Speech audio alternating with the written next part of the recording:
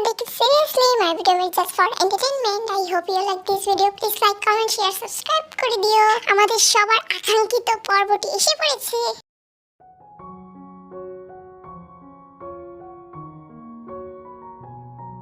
সবে মাত্র 25-এর গণ্ডি পার করে কিংমুন। ঘোড়া নিয়ে ছোটাছুটি করাই ছিল তার একমাত্র কাজ। তার এক একটি কদম এক একটি নারীর বন্ধন বাজানোর জন্য যথেষ্ট।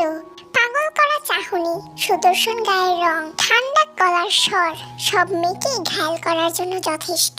সবার স্বপ্নের রাজকুমার শেষে কিনা একটা চড়ুই পাখির প্রেমে পড়ল। এই হচ্ছে রানী এলিজাবেথ, কিংমুনের চড়ুই পাখি, যার এক একটি পায়ের কদম জানান দেয় মেয়েটি কত চঞ্চল। যার ছোটাছুটি, লম্বা কেশ, ভোলা ভালা চোখের চাহনি দেখে কিংমুন তার প্রেমে পড়েছিল। এলিজাবেথের কাছে প্রথমে বন্ধুত্বের হাত বাড়িয়ে দেয় সে। আস্তে আস্তে প্রেমের সম্পর্কে জড়ায় দুজন।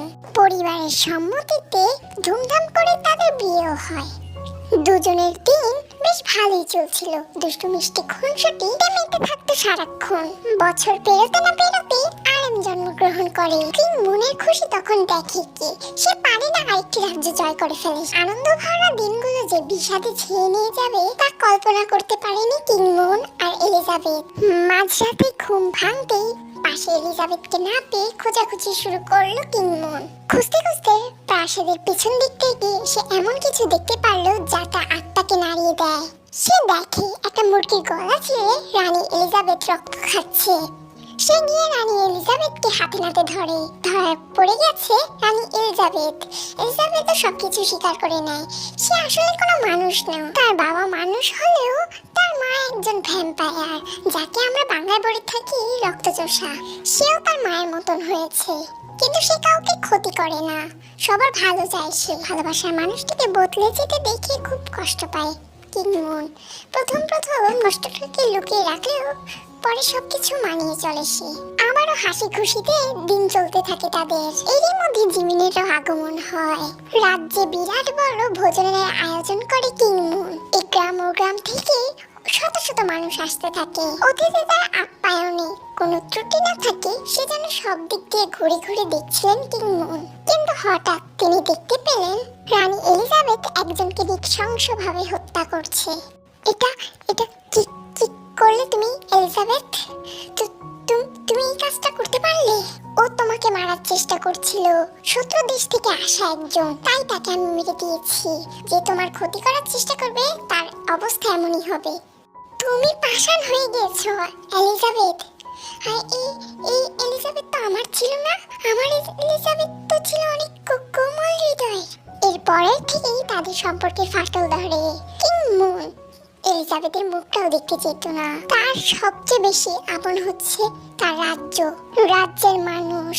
এলিজাবেথ অনেক কান্নাকাটি করে, ক্ষমা চায় কিংমুনের কাছে, প্রতিজ্ঞা করে কিংমুনের কাছে সে আর কখনো এরকমটা করবে না। কিংমুনও ক্ষমা করে দেয় তাকে। তাদের প্রাসাদে অতিথি আসে।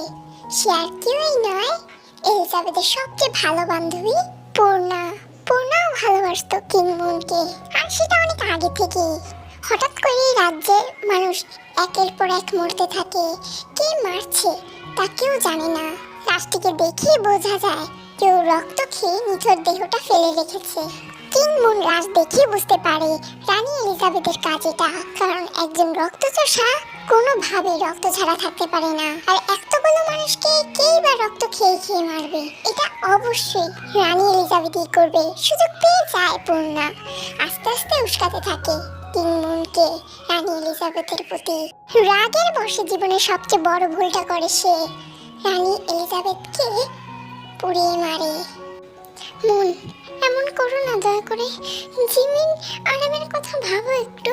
আমি এটা কখনোই করিনি, কখনোই না। মিথ্যা অপবাদ দিও না দয়া করে। ও সত্যি তুই করিস নি? তো কে করেছে শুনি? তুই তো একমাত্র রক্তচোষা, তাই না? অনেক বাজেভাবে পস্তাবি তুই। পূর্ণা, কাজটা একদমই ভালো করলি না। তুই নিজেও তো চুপ, বেশি কথা বলবা না। যেটা শাস্তি দিচ্ছি না সেটারই প্রাপ্য তুমি। তোমাকে আমি কত ভালোবেসেছিলাম, আর তুমি এইভাবে আমার পিঠে ছুরি আঘাত করলে। ঢুকরে কেঁদে ওঠে রানী এলিজাবেথ। তার চিৎকার প্রাসাদের আনাচে কানাচে কাঁপিয়ে তুলছিল।